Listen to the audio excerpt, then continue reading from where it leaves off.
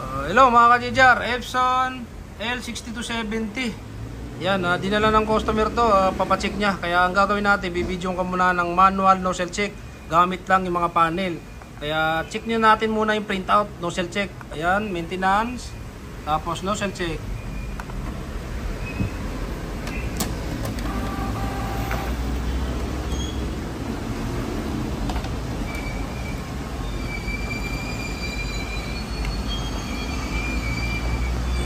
Para malaman natin kung may problem sa head. O kaya para sa inyo rin mga ka-JR, bago kayo mag-print, nozzle check muna kayo. Para kung O ayan mga ka-JR, tulad niyan, ito atang dinala ng customer, walang printout. Kaya ang gagawin natin, bago muna natin siyang linisin yung printer head manual, bubuksan para bombahin ng cleaning solution, muna tayo rito.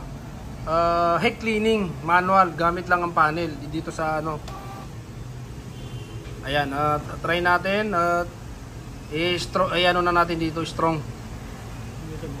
Back natin, back mo muna tol. Tapos yan. Ayan, min ulit. Punta tayo sa cleaning.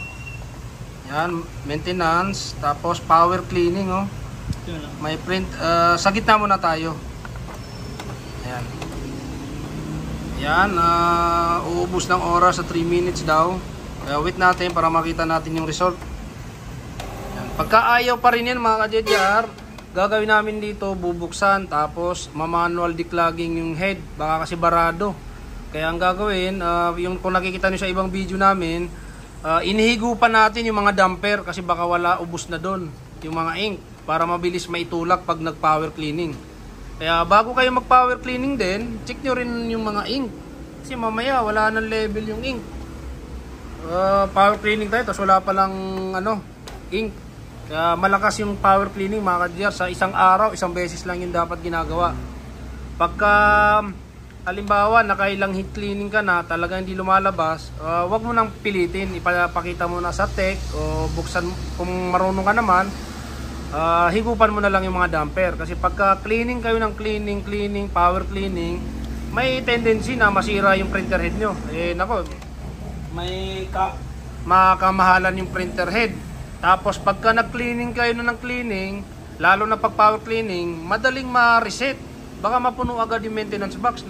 Reset na naman kasi napuno yun eh. Yung power cleaning, nasa 1K agad yun. Kung 6,000 yung maximum printout ng printer nyo, di 5,000 na lang natira. Kaya yun mga ka-JR. Kaya yan, wait lang natin para makapag-test print tayo ulit.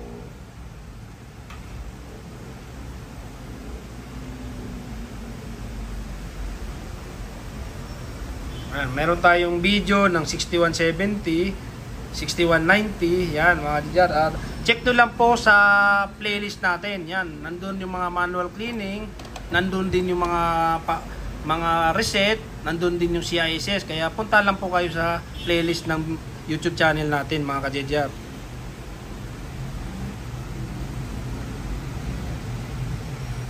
Wait lang natin.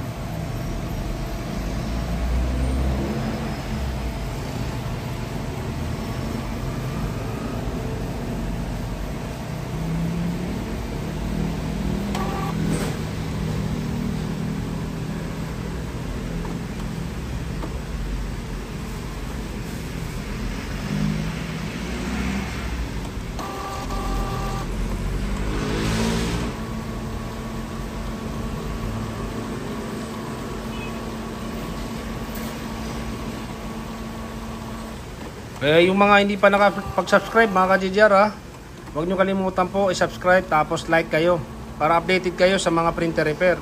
Lahat po ng printer model makikita nyo dito sa YouTube channel natin. Kaya lahat ng ay namin, binibideo namin. Baka nandito yung model ng printer mo. Yan, walang papel. Yan, lagyan natin ng papel para makapag-test print ulit tayo.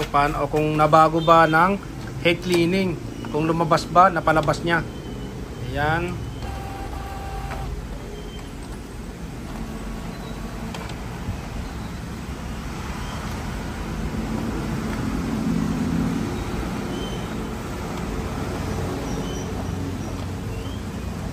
Kita niyo mga ka-JR, lumabas lang, ganun lang kasimple mga ka-JR. Kaya Yan, mahina lang yan, no? Ayan, no, may konting dot lang. Ayos lang yan. Isang ano lang yan, mag-print ka lang.